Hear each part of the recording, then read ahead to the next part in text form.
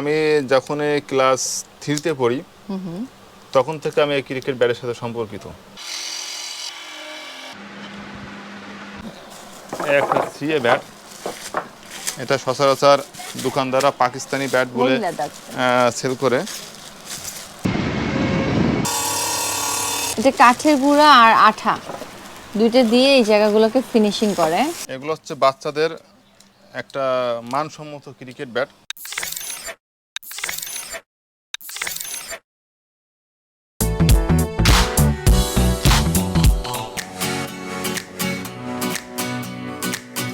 বুক ভরা নিঃশ্বাস নিয়ে হাজার বছরের পুরাতন গাছের সৌন্দর্য এবং প্রকৃতি দেখতে দেখতে আমরা ছুটে চলেছি যশোরের নরেন্দ্রপুর গ্রামের উদ্দেশ্যে।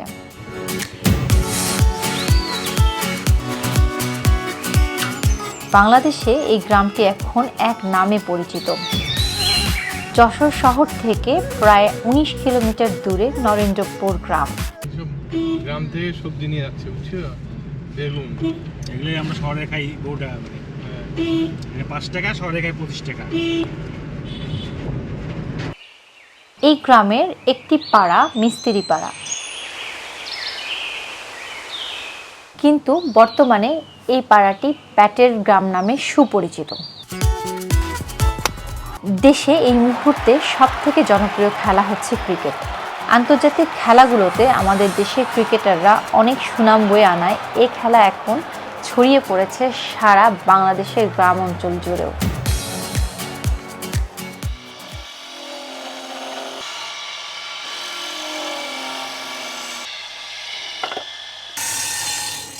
দেশ জুড়ে ক্রিকেট ব্যাটের অন্যতম যোগানদাতা হচ্ছে যশোরের এই নরেন্দ্রপুর এলাকা।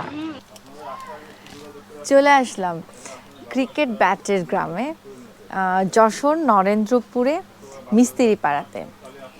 এই পাড়ার প্রায় অনেকেই এই ব্যাট তৈরি করে থাকেন, তবে ব্যাট বানিয়ে সবথেকে বেশি নাম অর্জন করেছেন দুই ভাই, রতন আর রিপন।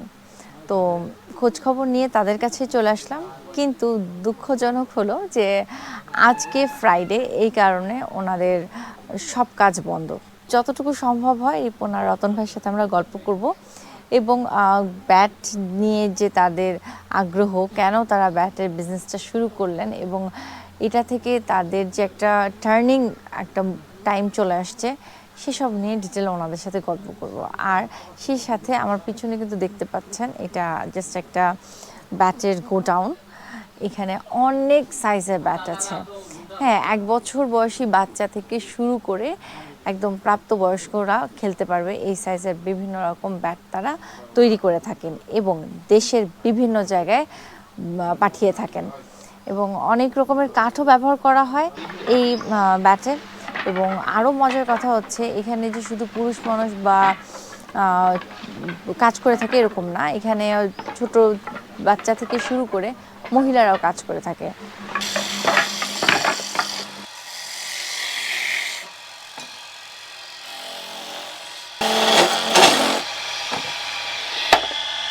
ভাইয়া, এই যে ব্যাটের এই জিনিসটা তৈরি করলেন, এটা সেম কাঠ ইউজ করেন আপনারা? প্রথম পর্যায়ে এই হাতলগুলো তৈরি করা হবে, এরপর থেকে এটা মেশিনে সেলাই করে এটা ক্রিকেট ব্যাটে ঢুকানো হবে। হ্যাঁ, আপনারা আসেন এই পাশে, আমি এটা করে আপনাদের দেখাই।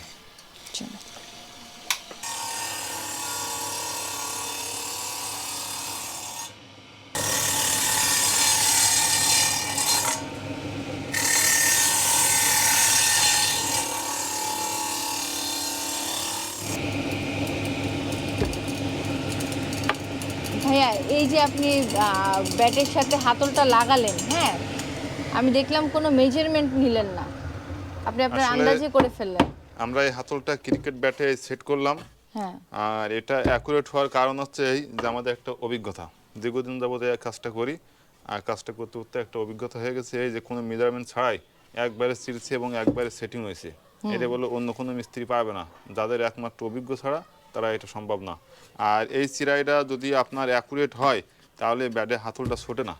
যারা এই চিরাইটা অ্যাকুরেট না দিতে পারে তাদের হাতটা ব্যাট থেকে ছুটে যায়, এর ম্যাক্সিমাম কারখানা মালগুলো এটা হয়। এই যে কাঠ ব্যবহার করছেন, বিভিন্ন ধরনের কাঠ ইউজ করছেন না এক জাতের কাঠই না, ব্যবহার এটা করা হয়? বিভিন্ন ধরনের আমাদের এখানে আছে। সব থেকে ভালো যেটা সেটা হচ্ছে নিম কাঠ, তারপরে আছে জীবন কাঠ, সাইথিন কাঠ, তারপরে আছে আমাদের কদম কাঠ, তারপরে আছে বেটুল কাঠ, তারপর আছে আমড়া কাঠ। এগুলোই প্রধান আমাদের এখানে। প্রাইস সব থেকে বেশি কোন কাঠটা? আমাদের এইগুলো নিম কাঠ, এইটা আমাদের এখানকার সব থেকে দামি কাঠ এবং আমরা মার্কেটে এটাই সব থেকে দামি। আমাদের এই কাঠগুলো দিয়ে টেপটেন্স থেকে শুরু করে tape tennis, rubber deuce, 5 star, 3 star, only খালি ওই আন্তর্জাতিক মানের যে ব্যাট বলটা কাঠ ডিউজ ওইটা বাদে সব ব্যাট মানে সব বল আমাদের এই ক্রিকেট ব্যাটে খেলা যায়। কাঠের গুঁড়া মানে এই যে এগুলার যে থাকে সেইগুলা, আচ্ছা দিয়ে তারপরে আমি ওনাদের সাথে ভাবলাম যে একটু কাজ করি। ওনারা খুব আদরের সাথে কাজ করতেছে। এই যে জাস্ট এই জায়গাগুলোকে ফিল আপ করে দিচ্ছেন, তাই না? দেখেন আমার হচ্ছে নাকি, ঠিক আছে?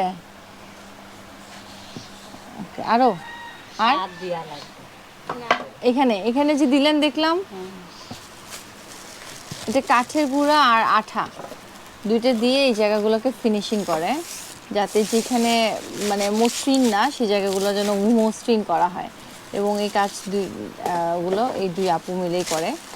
সারাদিন এরকম কতগুলো ব্যাট করেন আপনারা?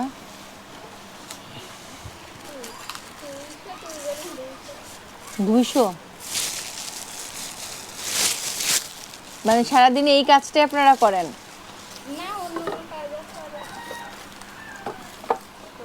আচ্ছা, আমার তো আর আপনাদের মতো হইল না।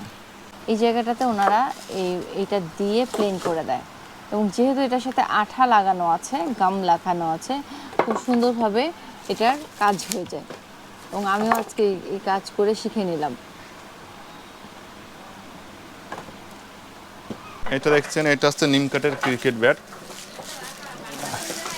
এই যে এই নিম কাঠের ক্রিকেট ব্যাট হচ্ছে এই যে এটাই সব থেকে আমাদের এখানকার সব থেকে দামি ক্রিকেট ব্যাট। এটার দাম আমরা 350 টাকা পাইকারি রেটে বিক্রি করি। এটা আপনার দোকানে বিভিন্ন দামে 700-800 টাকা দামে বিক্রি হয়। একটা সিএ ব্যাট, এটা সচরাচর দোকানদাররা পাকিস্তানি ব্যাট বলে সেল করে। এই ব্যাটটা পাইকারি বিক্রি হয় 300 টাকা। যদি কোনো খুচরা কাস্টমার যদি 1-2 পিস নিতে চায় সেটাও দেওয়া সম্ভব কুরিয়ার সার্ভিসের মাধ্যমে। এগুলো হচ্ছে বাচ্চাদের একটা মানসম্মত ক্রিকেট ব্যাট। এটা সচরাচর পাওয়া যায় না। অনেকে আছে যে মালগুলো বাচ্চাদের জন্য কিনে ক্রিকেট ব্যাট 1 বাড়ি দিলে ভেঙে যায়, 2 বাড়ি দিলে ভেঙে যায়। এগুলো কিন্তু সেটা না, এটা গ্যারান্টি দিয়ে আমরা বিক্রি করি। এটা সহজে ভাঙবে না এবং খুবই টেকসই একটা পাওয়ারফুল ব্যাট বাচ্চাদের। এগুলো সাধারণত নিম কাঠের এবং আপনার জীবন কাঠের, পিঠেলি কাঠের এগুলো তৈরি হয়। একদম খুবই শক্ত হার্ড, কোনো বাচ্চা এভাবে মেরে ভাঙতে পারবে না। ভাইয়া এই যে কাঠ তো আপনাদেরকে একজন ম্যানেজ করে দিচ্ছে, কিন্তু বাকি যে ইনস্ট্রুমেন্টগুলো আছে, জিনিসগুলো আছে, এই যে গ্রিপটা, তারপরে এই লোগোটা, এগুলো আপনারা কোথা থেকে ম্যানেজ করেন? আমরা এই লোগোটা ঢাকা থেকে নিয়ে আসি। ওখান থেকে প্রেস আছে, প্রেস থেকে আমরা এগুলো করে নিয়ে আসি অর্ডার দিয়ে। এটা যে আপনারা ব্যাটের সাথে লাগাচ্ছেন, যেমন এটা একটা খালি ব্যাট, হ্যাঁ, এইটার সাথে যখন আপনারা লাগাচ্ছেন এটা তো এয়ার টাইট হয়ে লাগছে, এটা কি কোনো মেশিনের মাধ্যমে করছেন? এটা হচ্ছে লেমিনেটিং পেপার। এই পলিথিনটা হচ্ছে লেমিনেটিং পেপার। এটা হিট দিলে এটা বডির সাথে এটা আমি জানতে চাচ্ছি যে মানে হিট দিচ্ছেন আপনারা, কোনো মেশিনের মাধ্যমে হিট দিচ্ছেন? এটা মেশিনের মাধ্যমে আছে, আবার আমাদের আলাদা একটা মানে কৃত্রিম একটা উপায় আছে, সেটার মাধ্যমে হয়। যদিও ফ্রাইডের জন্য সব বন্ধ, তারপর উনি খুঁজে খুঁজে ওনার যেটুকু কাজ উনি এখন করে, আগে তো সবই উনি করতো, এখন প্রায় ওনার আন্ডারে 15 থেকে 20 জন মানুষ আছে যারা কাজে ওনাকে হেল্প করে এবং পারিশ্রমিক হিসেবে পার ডে প্রায় 300 থেকে 500 টাকার মতো দেয় তারা ওনাদেরকে। এই যে আমাদের এই ক্রিকেট ব্যাটগুলো, এটা হচ্ছে বাচ্চাদের ব্যাট। এই মনে করেন 1 বছর থেকে শুরু করে 3-4 বছর, 5 বছর যাদের বয়স তারা এই ব্যাটটা দিয়ে খেলা করে। এই যে এই ব্যাটগুলো যে আপনারা প্যাকেজিং করছেন, এই প্যাকেজিং এ কে সাহায্য করছে? এই যে হাতল লাগালেন, তারপর হচ্ছে আপনার এই পুরাটা করলেন, দুজনে করে। ওই যে আচ্ছা ওখানে আচ্ছা, ওখানে যে লোক আজকে আছে, শুক্রবার যেহেতু সবই বন্ধ আছে। জি, আমি এখানে দেখলাম ফিনিশিং এর কাজ করছে, যেমন এখানে ওই যে এই জায়গাগুলোতে খুব সুন্দর করে ফিনিশিং করছে ওখানে। এই গ্রিপটা যে আপনারা ব্যাটে লাগাচ্ছেন তাতে কি সুবিধা হয় ব্যাটে?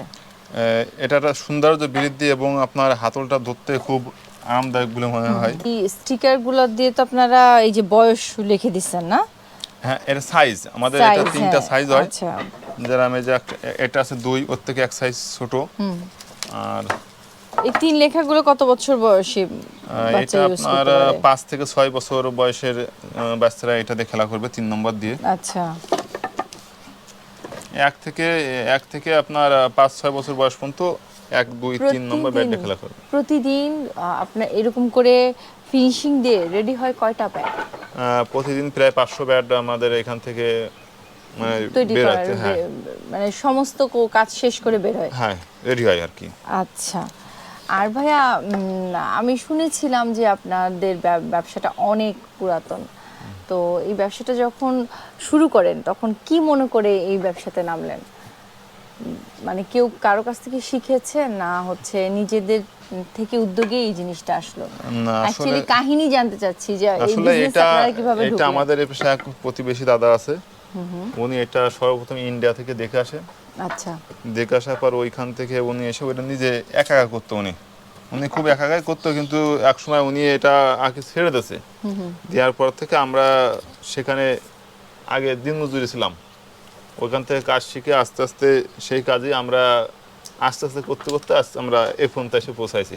এখন দেখাচ্ছে আমরা মালিক হয়েছি বা আমাদেরই কারখানা তৈরি করেছি, এখন আমরা সারা বাংলাদেশে সেল করতেছি। আপনি মাস্টার্স কমপ্লিট করেছেন, তারপরেও আপনি এই বিজনেসে কেন? আসলে আমি যখন ক্লাস 3-তে পড়ি তখন থেকে আমি এই ক্রিকেট ব্যাটের সাথে সম্পর্কিত।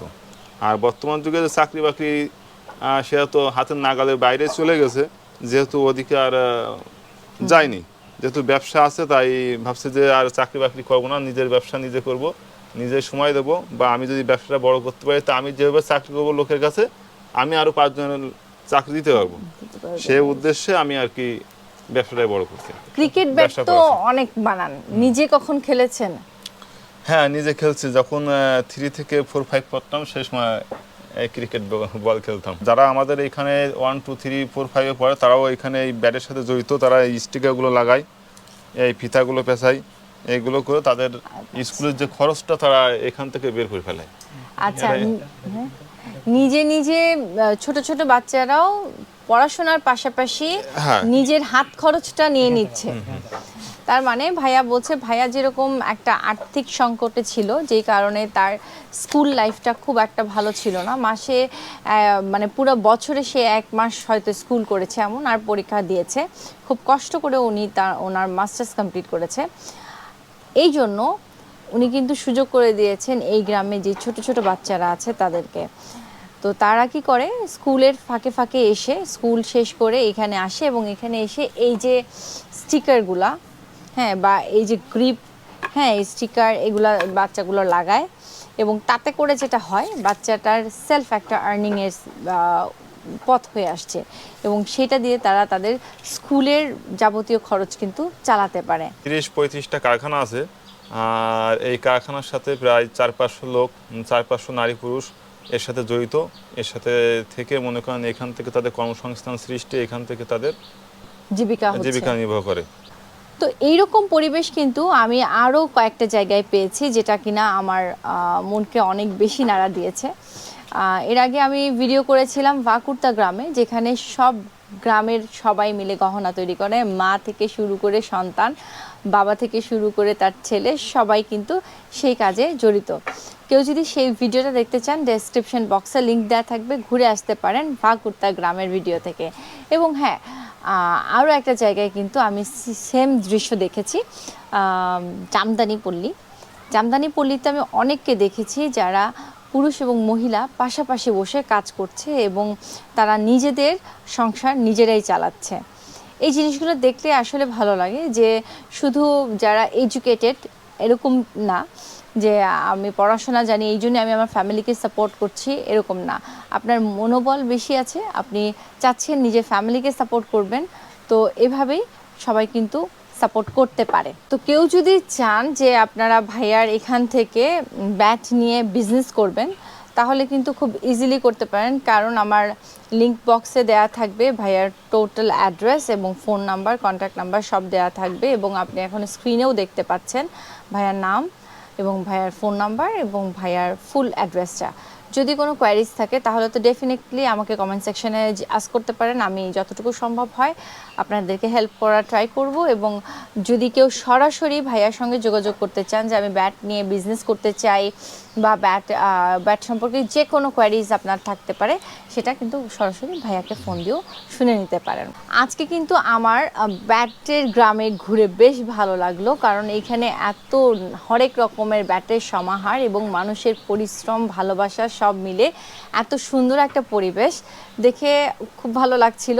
কিন্তু এখন তো বিদায় নেওয়ার পালা, তো চলে আসবো খুব দ্রুত আরও এরকম ডিফারেন্ট কোনো ভিডিওস নিয়ে। তো যদি ভালো লেগে থাকে অবশ্যই লাইক করবেন, আর যদি ভালো না লেগে থাকে তাহলে কিন্তু ডিসলাইকও করতে পারেন। আর যদি কোনো কোয়ারিজ থাকে অবশ্যই আমাকে কমেন্ট সেকশনে জানাবেন, আমি ট্রাই করবো সেগুলোর অ্যান্সার দেওয়ার। সবাই ভালো থাকবেন, সুস্থ থাকবেন, ইনশাল্লাহ খুব দ্রুত দেখা হবে অন্য কোনো ভিডিও নিয়ে। ও, এটাই আমার শেষ ভিডিও না, আমি যেহেতু যশোরে আসছি, সো এখানে আর কোথাও ঘোরা যায় সেটা দেখবো। সেটা দেখতে হলে আমার সাথে